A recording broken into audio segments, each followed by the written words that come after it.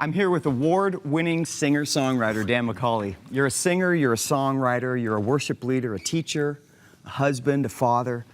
You know, it would look as though you got the whole package, a great career, a wonderful family, because it all looks good from the outside. Thank you.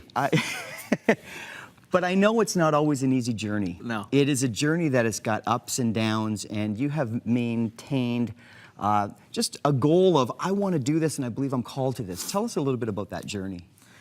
Sure. Well, I mean, going way back, I mean, the journey for me just began leading worship in my youth group growing up. And when people always ask me, well, how did you get involved in music, and how do you, get to where they perceive that I am now?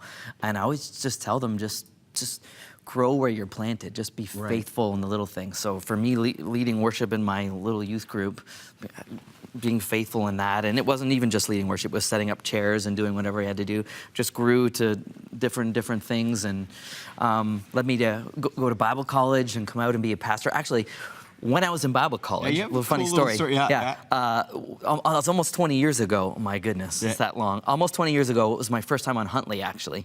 And came with a Bible college worship travel team, came here. They had a studio audience back in the day. And my grandma sat out there, and she gave me a little candy. Grandma always had candy in her purse. That's what grandmas do. I popped it and I was sucking on it. And then time came to go on live, spit it out, and I go and sing on TV. I didn't know my tongue was bright green. So everyone back at Bible college and everyone on live TV was watching, and back in Bible college in the lounge, they're going, something's wrong with his tongue. It was like Christmas tree green. It was brutal. Things are often not what they seem. Yeah. They're not. And that's a moment you want to cherish. Yes. But you went to the States. Yep. You were part of a church there. Didn't end up the way you thought it would. Then you ended up in another place in the States. Didn't end up the way you thought it would. It's happened a few times. You started recording. You did a song with Michael W. Smith. That didn't maybe have the expectations you thought. You've recorded great music. You've come back and forth, but you've maintained this. I'm doing this. You've got songs being sung by churches all around the country. It would appear as though everything's cool, but in the midst of those valleys, how do you stay true to what you feel you're called to?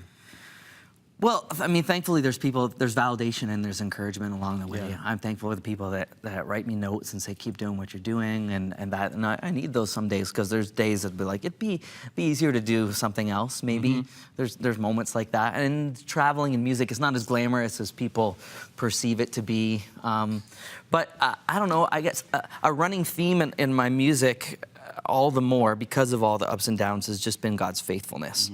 And he's faithful through all the hills and valleys, and I'm so thankful for that. So there have been low points and there have been high points, and he's been the same through them all. And there's been a lot of times when he's carried me and encouraged me when the temptation would be to give up, and to go do something else, and pack it in and not believe. And well, you write songs from a place of vulnerability.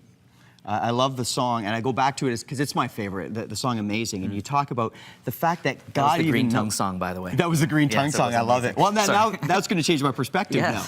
But you talk about the fact that God knows us and He still loves us. Yeah. And so, in the midst of those journeys, you've clung to that, and I love that. That was just an honest moment, sitting at a piano in a Bible college classroom, and that line, "You know everything and you still love me," is the one that people most write about and say that line ministers. That resonates with people, because we all have those. We all have those moments of like, well, if everyone knew what I really like, or what thoughts are in my head or something, then everyone would hate me. And the amazing thing is that God does know all those things and still loves us. Yeah.